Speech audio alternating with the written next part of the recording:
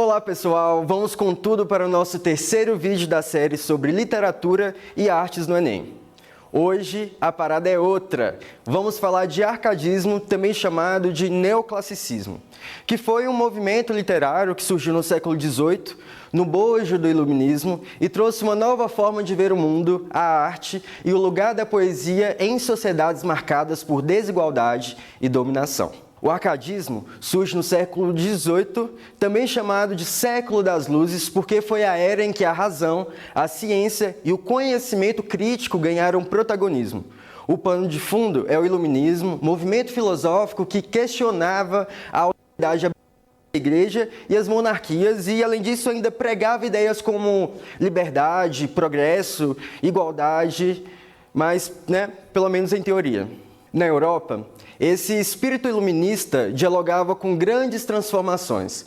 A Revolução Industrial na Inglaterra, a partir de 1760, que mudou as formas de trabalho e sociedade. Temos também a Revolução Francesa de 1789, que proclamou os ideais de liberdade, igualdade e fraternidade.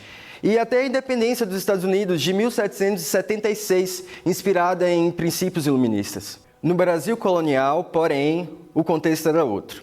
O país ainda vivia sob domínio português, explorado principalmente pelo ciclo do ouro em Minas Gerais. A elite colonial mineira enriquecia, mas grande parte da população vivia na miséria e a escravidão continuava sendo a base da economia. É justamente nesse cenário que aparecem os poetas árcades brasileiros.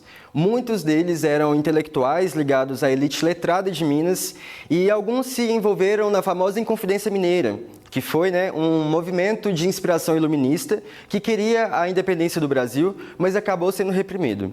Personagens como Cláudio Manuel da Costa e Tomás Antônio Gonzaga, que foi autor de Marília de Dirceu, estavam entre esses poetas inconfidentes. Ou seja, o arcadismo no Brasil não é só literatura pastoril.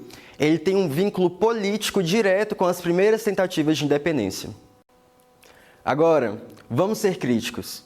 Essa elite que escrevia sobre a vida simples no campo não vivia exatamente no campo e nem era simples. Eles eram parte da elite mineradora, donos de escravizados, e reproduziam em poesia um ideal de vida tranquila, equilibrada, afastada da cidade.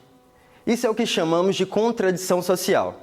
Enquanto eles sonhavam com a vida mediana feliz, sustentavam a exploração e a desigualdade, que, por consequência, sustentavam suas próprias fortunas.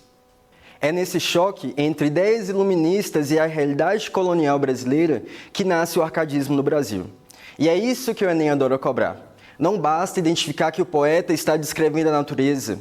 É preciso perceber qual o contexto social e político por trás dessa descrição. Os poetas árcades lançaram mão de preceitos em latim que expressam essa nova visão. Fugir da cidade, aproveitar o dia, lugar ameno ou ideal pastoril, a felicidade na vida mediana. Entre os autores brasileiros se destacam Cláudio Manuel da Costa, Tomás Antônio Gonzaga e Basílio da Gama. Gonzaga, por exemplo, escreveu Marília de Dirceu, exaltando o amor puro, a natureza e o equilíbrio emocional. No poema A Poesia dos Inconfidentes, de Cláudio Manuel da Costa, que apareceu também uma questão do Enem em 2008, retrata um conflito interno entre a vida refinada da corte e a calma bucólica do campo. Isso nada mais é do que uma metáfora da tensão entre colonialismo e a identidade local. Essa questão, de 2008, explorou essa oposição entre cidade e campo. Já em 2016, o Enem voltou a investir no arcadismo com um soneto de Cláudio Manuel da Costa, refletindo mudanças ambientais e existenciais. No texto, ele sugere uma angústia diante da transformação do espaço de pertencimento. Nada mais é do que a literatura árcade provocando questionamentos políticos e identitários. O arcadismo não é apenas bucolismo ingênuo. É literatura como resposta crítica ao barroco e à ordem vigente. O Enem pode cobrar isso pedindo que você identifique os valores árcades, como natureza idealizada, valor pastoral, razão, em oposição ao culto barroco da espiritualidade exacerbada. Vamos combinar. Nesse período, muita gente da elite usava a literatura como posição de escape.